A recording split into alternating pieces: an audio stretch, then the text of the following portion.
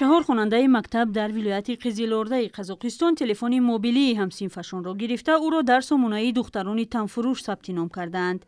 مقامات قزاقستان بارها تلاش کرده بودند که این سامانه را ببندند. خوانندگان مکتب همسبق خود را مجبور کردند با پول خدمت شهوانی رساند. وقتی دختر نپذیرفت او را با نوار شانتاژ یا تهدید کردند که در آن با تن عریان ثبت شده است. در این باره مادر دختر به خبرنگاران نقل کرد.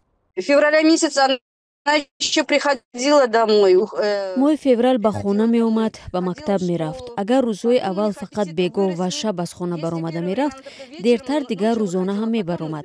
рӯзҳое буданд ки мегуфт то 2 рӯз ӯро маҷбур ба ин кор мекунанд ва ҳар соат талаб мекарданд ки пул фиристад. مردانی که از خدمت شهوانی دختری نابالغ استفاده می‌کردند پول را به صورت حساب می‌فرستادند که به رقم تلفن او پیوست بود. در نیم سال اخیر به حساب او بیش از 1000 بار پول گذرانده شده است.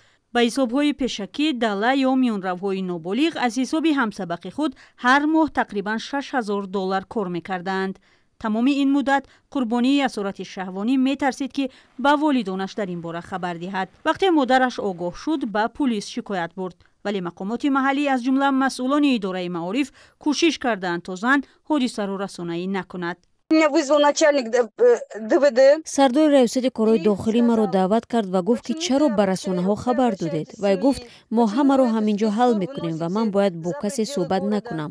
худи ҳамон ҷо ӯ ба муфаттише ки ин парвандаро мебарад супориш дод ки зидди ман парвандаи ҷиноӣ боз кунад.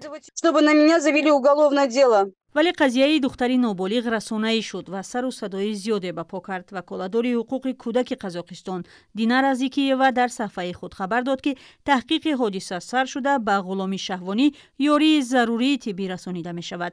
معلوم شده است که خوانندگان مکتب دختر را نه تنها به قتل تهدید می کردند بلکه با کمترین کوششی سرکشی از امر آنها او را شکنجه می نمودند. همچنین به گفته مادر جبردیده به وی مواد مخدر می دادند. وقتی دختر به جای امن آورده شد از لحظه های دهشتناک زندگی خود در نیم سال اخیر نقل کرده است.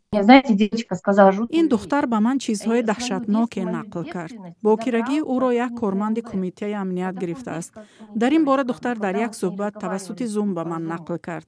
من دوباره پرسیدم که تو باور داری که وی مأمور امنیت است؟ وی گفت بله، او خویش یکی از گمانبران است. دادگاه اول هر 4 گمانبر را به حبس خانگی محکوم کرد ولی بعد رسانه‌ای شدن حادثه حکم 3 نفر تغییر یافت و آنها به حبس گرفته شدند. این نورسان به جلب دختری نابالغ به تنفروشی متهم می‌شوند. والدان آنها را هم به جوابگری کشیدند. مادر دختر قربانی از جان خود و دخترش نگران است و گفته او نزدیکان گمانبران پیوسته به نزد آنها آمده فشار می‌آورند تا شکایتشان را پس بگیرند.